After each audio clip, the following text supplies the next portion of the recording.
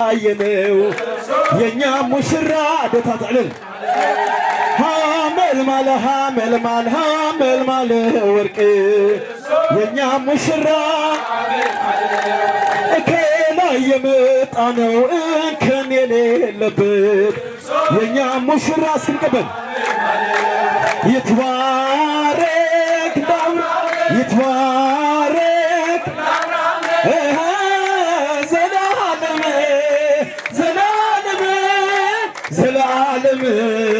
زلعالم يتبارك عند أبراهام يتبارك عند أبراهام يتبارك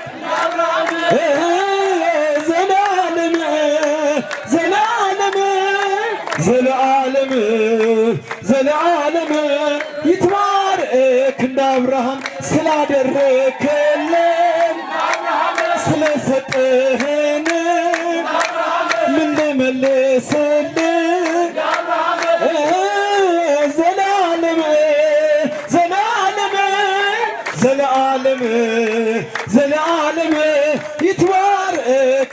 አብርሃም ይትባረክ እንደ አብርሃም አይስማኝ ዘላለም ዕለታ ዘላለም ይትባረክ እንደ አብርሃም የታል ዝማሬ የታል ዝማሬ እስኪ የታል እጃችሁ የታል እጃችሁ የታል እልልታ የታል እልልታ አሁን አማረ አሁን አማረ አሁን ደስ ይላል አሁን ደስ ይላል እስኪ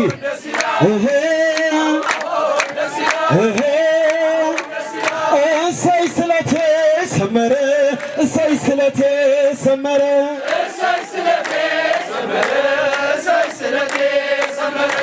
እሰይ ስለቴ ሰመረ እሰይ ስለቴ ሰመረ እስኪ መርዓት ሕዝና ምሳ ናው አፍ ደገ ለመድኃኔዓለም ነግሬው ነበረ እሰይ ስለቴ ሰመረ እሰይ ስለቴ ሰመረ እሰይ ስለቴ ሰመረ እሰይ ስለቴ ሰመረ ዕልልታ ብዕልልታ ንቀበሎ ለመድኃኔዓለም ነግሬው ነበረ እሰይ ስለቴ ሰመረ እሰይ ስለቴ ሰመረ እሰይ ስለቴ ሰመረ እሰይ ስለቴ ሰመረ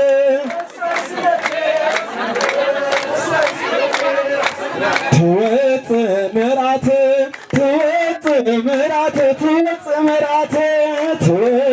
ምርዓት ኣብዚ ፅናሕ ምርዓት ብዘይካ ዕረፍቲ ሊባኖስ ትወፅእ ምርዓት ሊባኖስ ትወፅእ ምርዓት ሊባኖስ ትወፅእ ምርዓት ሊባኖስ ትወፅእ ምርዓት ትወፅእ ምርዓት ትወፅእ ምርዓት ትወፅእ ምርዓት ዳውና ትወፅእ ምርዓት ትወፅእ ምርዓት ትወፅእ ምርዓት ሊባኖስ ትወፅእ ምርዓት ሊባኖስ ትወፅእ ምርዓት ሊባኖስ ትወፅእ ምርዓት ሊባኖስ ትወፅእ ምርዓት ትወፅእ ምርዓት ትወፅእ ምርዓት ትወፅእ ምርዓት ትወፅእ ምርዓት ትወፅእ ምርዓት ትወፅእ ምርዓት ሊባኖስ ትወፅእ ምርዓት ሊባኖስ ትወፅእ ምርዓት ሊባኖስ ትወፅእ ምርዓት እስኪ እግዚአብሔር ይመስገን ዕልልታ ምርዓት ትወፅእ ምርዓት ትወፅእ ምርዓት ትወፅእ ምርዓት ትወፅእ ምርዓት ትወፅእ ምርዓት ትወፅእ ምርዓት ሊባኖስ ትወፅእ ምርዓት ሊባኖስ ትወፅእ ምርዓት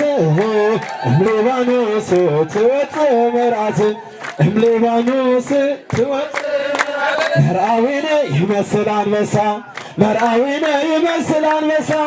መርዓዊነ ይመስል አንበሳ መርዓዊነ ይመስል አንበሳ ይመስል አንበሳ መርዓዊነ ይመስል አንበሳ ይመስል አንበሳ መርዓዊነ ይመስል አንበሳ መርዓዊነ ይመስል አንበሳ መርዓዊነ ይመስል አንበሳ መርዓዊነ ይመስል አንበሳ መርዓዊነ ይመስል አንበሳ ይመስል አንበሳ መርዓዊነ ይመስል አንበሳ ይመስል አንበሳ መርዓዊነ ይመስል አንበሳ ይመስል አንበሳ መርዓዊነ ይመስል አንበሳ ይመስል አንበሳ መርዓዊነ ይመስል አንበሳ መርዓትነ ትመስል ፀሐይ መርዓትነ ትመስል ፀሐይ መርዓትነ ትመስል ፀሐይ እስኪ ዕልልታ ትመስል ፀሐይ ትመስል ፀሐይ ዘምር መርዓትነ ትመስል ፀሐይ ትመስል ፀሐይ ማእኸለትዎ ትመስል ፀሐይ ትመስል ፀሐይ መርዓትነ ትመስል ፀሐይ ትመስል ፀሐይ ፀሐይ መራትነት መስጥ ሰናይ ሰናይ ሰናይ ሰናይ ገይሩ ሁለይ ንዓይ ፊት ንፊት ሰናይ ሰናይ ሰናይ ገይሩ ሁለይ ንዓይ ሰናይ ገይሩ ሁለይ ንዓይ መድሓንየይ ሰናይ ገይሩ ሁለይ ንዓይ መድሓንየይ ሰናይ ገይሩ ሁለይ ንዓይ ክበሉ ዕረፍቲ ክበሉ ሰናይ ገይሩ ሁለይ ንዓይ መድሓንየይ ጽቡቕ ጽቡቕ ጽቡቕ ጽቡቕ ገይሩ ሁለይ ንዓይ ጽቡቕ ጽቡቕ ጽቡቕ ጽቡቕ ገይሩ ሁለይ ንዓይ ጽቡቕ ገይሩ ሁለይ ንዓይ መድሓንየይ ጽቡቕ ገይሩ ሁለይ ንዓይ መድሓንየይ ጽቡቕ ገይሩ ሁለይ ንዓይ ዕለልታ ጽቡቕ ገይሩ ዓብዪ ሓንየይ ዓብዪ ዓብዪ ዓብዪ ዓብዪ ገይሩ ሁለይ ንዓይ ዓብዪ ዓብዪ ዓብዪ ዓብዪ ገይሩ ሁለይ ንዓይ ዓብዪ ገይሩ ሁለይ ንዓይ መድሓንየይ ዘምሮ ዓብዪ ገይሩ ሁለይ ንዓይ መድሓንየይ ዓብዪ ገይሩ ሁለይ ንዓይ መድሓንየይ ዓብዪ ገይሩ ሁለይ ንዓይ ፍቕሪ እዳውና እስኪ ፍቕሪ ፍቕሪ ፍቕሪ ፍቕሪ ገይሩ ሁለይ ንዓይ ፍቕሪ ፍቕሪ ፍቕሪ ፍቕሪ ገይሩ ሁለይ ንዓይ ፍቕሪ ገይሩ ሁለይ ንዓይ መድሓንየይ ፍቕሪ ገይሩ ሁለይ ንዓይ መድሓንየይ ፍቕሪ ገይሩ ሁለይ ንዓይ እዳውና ይስማዓን እስኪ ዘምሩ ፍቕሪ ገይሩ ሁለይ ንዓይ ሰላም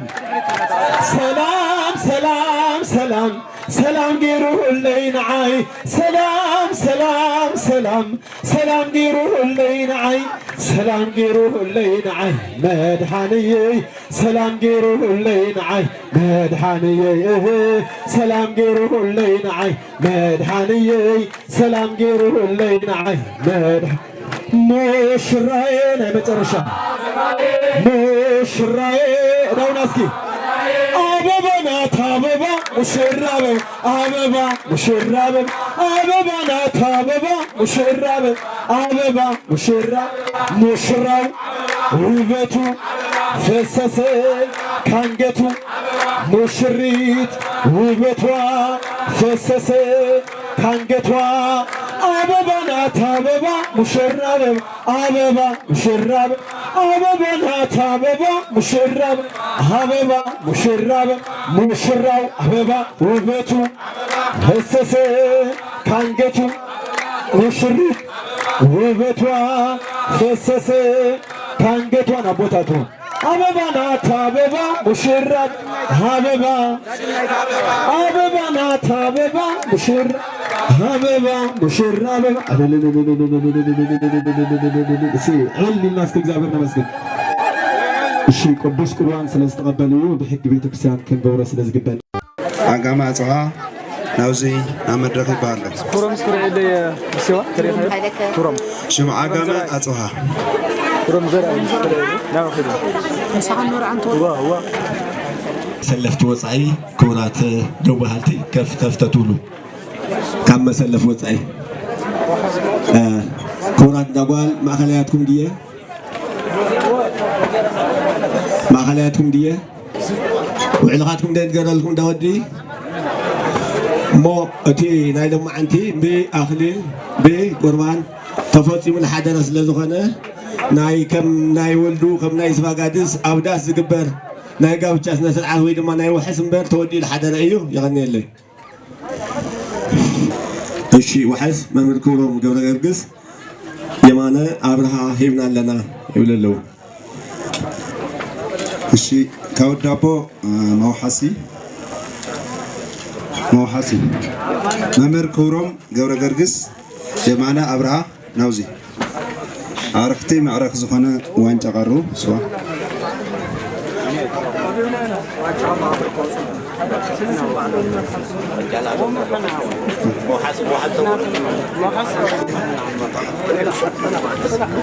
እሺ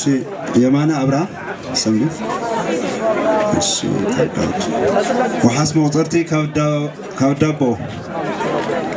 እሺ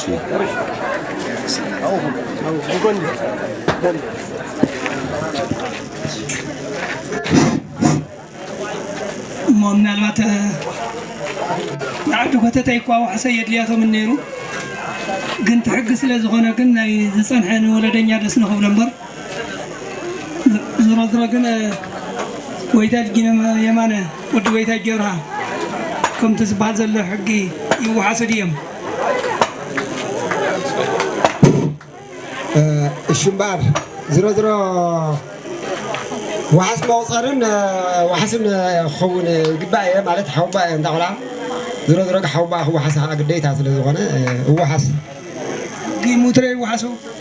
هو حس كاتكم ده حق قيمته حق قيمته وحسو وإذا جو كورام كورا كاركس وحاس كابدان موحاسي كابدان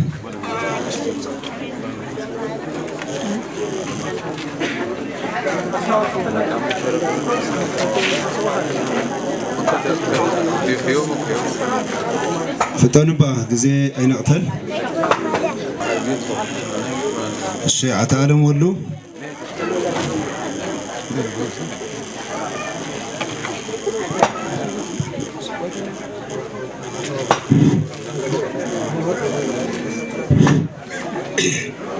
ما توعلي كم تلتنا جرأيو وتو تواهيلني وعلي حق ويتعمل مهر جبر جرجس وحاسديا الشيء يوحساتهم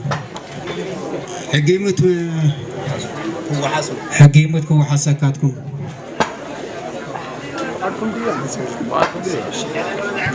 شعرنا بتعليو أختنصوا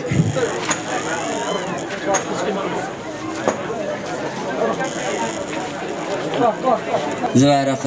يبارخ اللهم فريت سجيتي واللهم እግዚአብሔር አቡነ ዘበሰማያት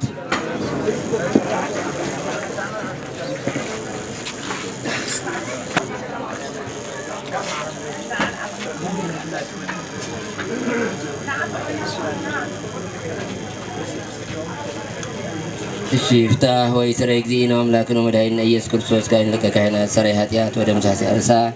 ስልጣን ዘወሃቦሙ ለአበዊነ ሐዋርያት ለአበዊነ ቀሳውስት ወለነ ዲያቆናት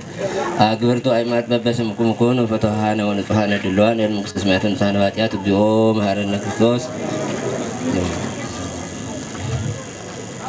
وزهل فسريت وزيمت أكبت كما هو فأنت أجزتنا مريم مهرنا كريستوس بأيمرو وبأيمرو بستت بالفرز ذات جبرات يا زي أبي هرفتا ما يسرهت يا زي أبي هرفتا الشيء ما يبحر له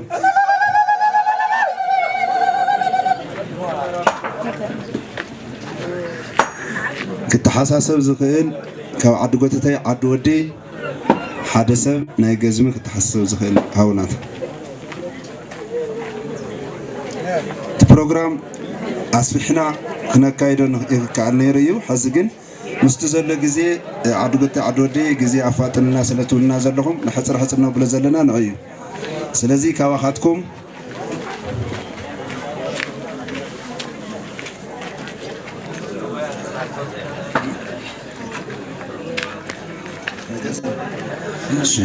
كور ما أخلينا معرن سوان حاوسنا فريتن سجيتن يكونوا دبل ودي يمزين عمت هذا حاوسنا يقولهم يقولوا زي عدمو أو جزات المسجد اللي يقولنا له يعني لنا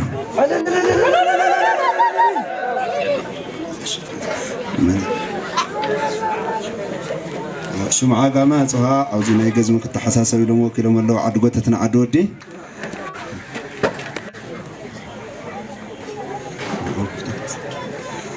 الشين أبات نسانا من سمايا سلزهاونا عاوزي كتاخ أبولنا بخبرنا الدم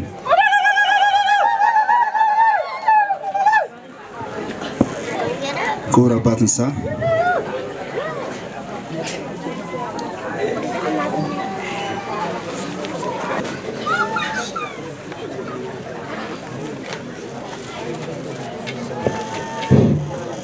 الشمو كبريها بالله أنا بحكي بزوم دك أيون بقولت تحقق أيه تايت تحقق سكا هايمانوت ناي ولدنا بونتو تأيز في صحفنا ون ወንጌል ማቴዎስ ምዕራፍ 19 ሴት በአንድ ወንድ ወንድ በአንድ ሴት ሓደ ምስ ሓንቲ ምስ ሓደ እዚኦም ኣብ ቤተ ክርስቲያን ተጸሚዶም ዝዓበዩ እዮም በመዝሙር በመዘምራን ብዙሕ የቤተ ክርስቲያን ደብረ ምንክራት ደብረ መድኃኒት አገልግሎም እዮም ያው ኤፍሬም ወድና ካብ ቅድም አትሒዙ አውዚ እዩ መዘምራን ዓብዩ አገልግልና እዩ ወይዘሪት ትዕግስቲ ኃይለ ማርያም ጓልናውን አውዚ እያ ምሳና ክሳብ ዝህዚ እናገልገለትና ነይራ እዚአቶም ግን ብንጽህና ማለት ብንጽህና ስለዝጸንሑ ያው ብቁርባን በሃይማኖት ብጽንዓት እዮም ጸኒሖም ሎሙ ኸዓንደ ብእውነቱ ትማዓንቲ እውን ጽቡቕ ማዓንቲ ጽባሕ መስቀል ስለ ዝኾነ ኩሉ ዝእከበሉ ኩሉ ሓው ዝርከበሉ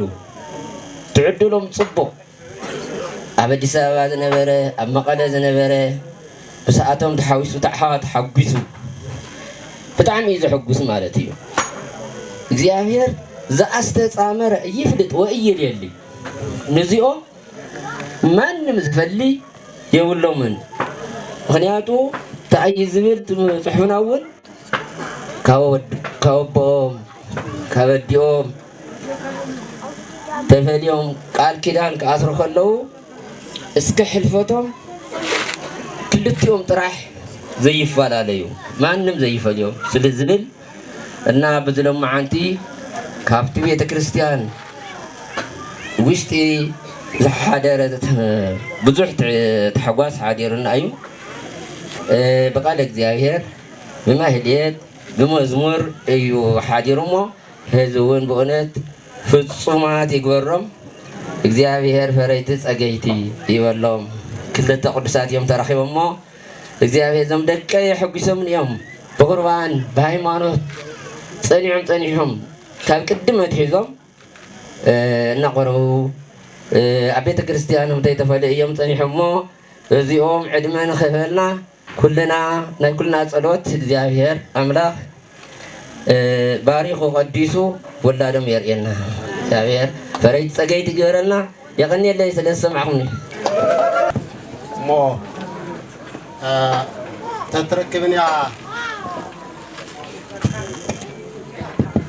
ተትረክብንያ ምእትጓልካ እንተ ትሽየምን ምትዓድኻ እዩ እዚ ግን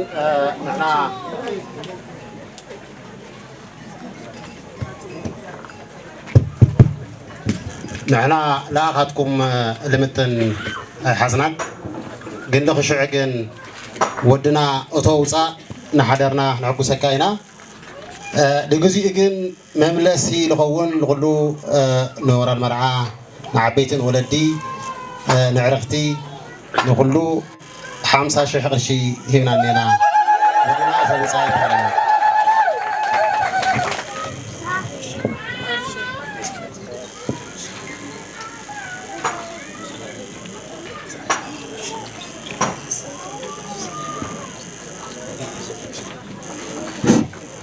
ሽሞ የغنيلنا 50,000 ተቀቢለ ለኹ ንሕና ገንዘብ የምደለናን ታ በሃይማኖት አልጸንዐት ምስ በሃይማኖትም ጸንዐ ወድና ተጻሚሮም ንኽኸዱ ከምትኩሩ ወላ ዲያባት ነፍሲ ዝበልዎ እዩሞ ተረኪበ ለኹ ክብሪ ሃበልና የغنيلنا ማኪና ሒዝና መጺና ኔና ማኪና ነዚ ዝኾን ማኪና ንጽዕነት ዝኾን ማኪና እውን ኣዳሊና ስለ ዘለና ክብሪ ሃበልና የغنيلኝ እሺ የቀነልና ገይት ኮይኖም አኩልና ተሓወስና እናደገፍና እናተዳጋገፍና ክንከይድና ዝድለ ገንዘብ ዘይኮነ ሰብ እዩ ሰብ ደሞ ትክክለኛ ናዋኻትኩም እታውና ደስተኛ ኢና አይተና አስዋያ ናአኻትኩም ዝኸውን ይበና ንውሎ አድገዛሞ ክብረት ያበልና በለ ስውን ክለ ስለዘይኽእል ድሓር ካብ መሃብ ሕዚ መጀመርያ ክንወይና እዚኣ ንወድና ዝቕበለና ንወድና ንመርዓዊ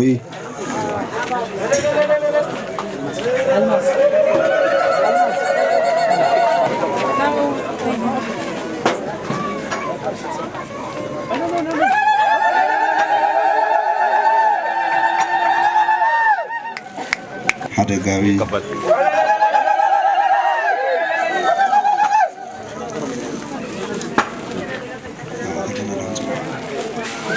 ተወቀጽሉ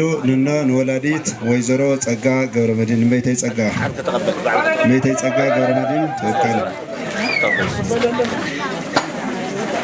አሎ ውልድ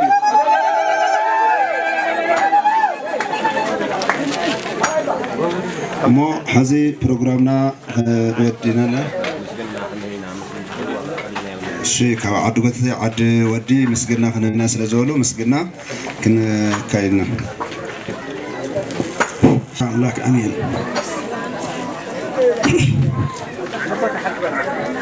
ክቡራት ናይ ለማዓልቲ ነገስታት ዝኾንኩም መርዓትን መርዓዊን ናይ ለማዓልቲ ጥራሕ ዘይኮንኩምስ ከምቲ ዝተባሃለ ንወትሩ ነገስታት ዝኾንኩም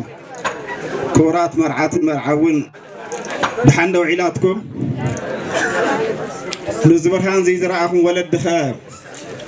ኩልኹም ዳቦ ይኹን ጓል ይኹን ዳወዲ ድሓን ደው ዒላትኩም አሜን። እግዚአብሔር ዝኸበረ ልዑል ባህሪ ፈጣሪ ዝተመስገነን ተባረኸን ይኹን ክብሪ ምስጋና ይብፅሓዮ። ካብዚ ቀፂለ ኣነ እኳ ዘብዚ እኒሆ ውህብቶ ዘብዚ እኒሆ ኣቀባብላ ዘብዚ እኒሆ ኣከባብራ ንኡ ዝኾነ አንደበት ንኡ ዝኾነ ልሳን ሒዘ ዝቐረብኩ ሰብ ኣይኮንኩን ብባህርያተይ እውን ናይቱ ምስጋና ሰብ ኣይኮንኩን ሓደ ዓኻ እየ። ዝኾነ ኮይኑ ግን ዝኸኣልካ እየ ክትብል ተለኣኽ ስለ ዝተባሃልኩ ካብ ወለዲ ዝኸኣልክዎ ክብል እየ። ኣብዚ እኒሆ ብዙሕ ቀይሕ ዓይኒ ጽቡቕ ክፀው ነይሩ ዓቕሚ ስኢንዎ እምበር ብዝብል ይሓዘለይ እምበር ኣነ ብዙሕ መኮነን ብዙሕ ሊቅ ብዙሕ መምህር ብዙሕ መምሃሪ ዘለዎ ገዛ ዘለዎ ቦታ ንኣይ ዝምልከት ኣይኮነን። ዝኾነ ኮይኑ ግን እዚኣ ኢለ ከምቲ ዓንቶ ኣቦና ዝበልዎ ኩሉ ዝበሎ እዛ ብንጽህና ትነብር ጓልና ከምዚአን ዝመሰላ ሎሚ ኣልሽካ ዘይርከባ ኩልና ንፈልጥና ወሊድና ኣለና ኩልና ንፈልጥ ሎሚ በይ ዝምርዖ ከም ዘሎ ኩልና ንፈልጥ ከምዚአን ዝመሰላ ደቂ ንጹሃት በዓልተን እውን ንጹሃት ኮይኖም ዝጽበያ ንእግዚአብሔር ዝደልያ እግዚአብሔር እውን ዝፈትወን ብከምዚ መሰለ ንመዘምራን ዝበቃ መዘምር ኤፍሬም ንጹህ ሰብ እዩ። ግዜ ዝወሰደ እውን እንታይ ስለ ዝደለየ እዩ ንከምዚኣ ዝመሰለት ቅድስቲ ንጽህቲ ንምርካብ እዩ። ዘይሩ ግን ኣምላኽ ዝደለኻዮ ስለ ዘይኸልእ ደንጉይ ኮይኑ ቀልጢፉ ኮይኑ ስለ ዝህበካ ናኡ ትመስል ቅድስቲ ንጽህቲ እሞ ብጸሎት ብጾም ብምግባር በሃይማኖት ዝነብሩ ተራኺቦም ብዓይነ ሓቂ ምንም ገዝመ ይምደለና ኣላን ዘጓልና ብዝሎሚ ግዜ ከምዚአን ዝመሰላ ባዕልኻ ግዚምካ ዳ ክትወስደን እምበር ኣብ ርእሲ ከምዚአን ዝመሰላ ህርያት ቅዱሳት ገንዘብ ሙሳኽ ኣይመድለየን ነይሩ። ግን ጎይታኻ እንተሂቡካ ከዓነይ እያየ ኣይትብልን እዚ ማይበት እዚ ከዓነይ ናይ መሃብ ልምዲ ዘለዎ ምዃኑ ስለ ዝፈለጥና ከምቲ ዓንቶ ዝበልዎ ሽምዓጋመ ናይ ጉልበት ሰብ ጥራሕ ዘይኮናስ ማካይን እውን ሒዝና መፅና ዘለና ብኢድ ስለ ዘይከኣል ማለት እዩ። ብጉልበት ሰብ ስለ ዘይከኣል ማካይን ሒዝና መፅና ኣለና። ማካይንና ዶላራትና ፅዒድና ክንወስድና እዛ ቅድስቲ ጓልና እውን ክንከዓነይ ሒዝና እያ ክንከድና ንወትርና ዓበይቲ ሊቃውንቲ መሪቆምዎ እዮም። ንጹሃት እዮም፣ ደናግል እዮም፣ ቅዱሳት እዮም፣ እግዚአብሔር ዝባረኸም እዮም። ከምዚኦም ዝመሰሉ ርኢኹምዎም ኢኹምን ኣብ ቤተ ክርስቲያን ዝነበረ ተክሊል ዝነበረ መዝማር ዝነበረ መሓዙታ ዝመስከርዎ ሓቂ እምበር ውስላተ ኣይኮነን ዝብልዎ ንሳቶም። ኣብዚ እውን መዘምራን ንሕና ዲግዲግ ወራድ መርዓ ዲግዲግ ዝበሃል ሆራ ዝበሃል ኣየድልየናን ቅዱስ ቁርባን ተሸከሙ እዮም ዘምዚኣቶም ለማዓልቲ እዮም ከዓ ቅዱስ ቁርባን ወሲደምዎ። ከምዚ ዝመሰለ ኣነ ብሓቂ ከምዚኦም ዝመሰሉ ውላድ ይሃበኒ ኢለ ግምት ንባዕሊ ይሃበና እውን ከምዚ ዝመሰለ ዝወለድኩም እግዚአብሔር ሂበኩም ዛቀል ዓዚያ ከምዚ እዚኣ ዝወለድኩም ለይትን ቀትር ትሕጎሱ ይግባኩም ንመዘምር ኤፍሬም እውን ከምዚ እዚ ዘውዚ ዝወለድኩም ደስ ክብለኩም ይግባእ ኤፍሬም 11 ሰዓት እዩ ዝበልዕ እኽሊ ንሱ እውን ቆፅሊ ጥራሕ እዩ ዝበልዕ